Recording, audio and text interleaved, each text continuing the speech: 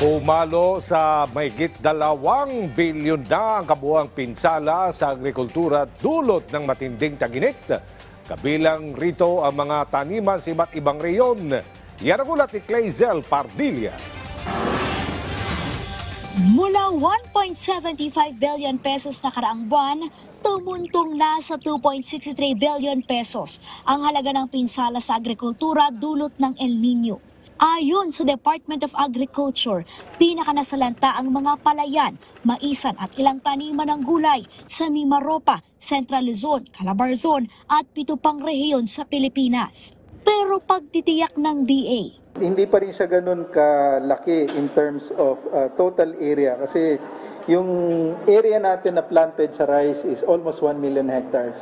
Ito is only 10,000, so it's only about 1% yung totally damaged. Pero dahil umiiral pa rin ang epekto ng El Nino, inaasahang lolobo pa ang pinsala sa agrikultura.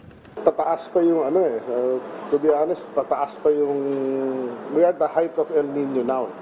Hopefully by end of May, patapos na yan, pababa na. So what we can do lang talaga is give whatever seeds and fertilizers we can give, no, and even other types of crops para i-plant nila na hindi nagre-require ng masyadong maraming tubig.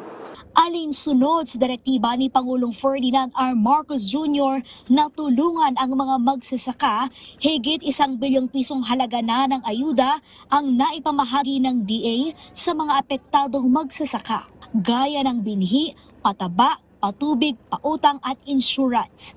Positibo ang ahensya na maabot pa rin ang 20 million metric tons na palay production.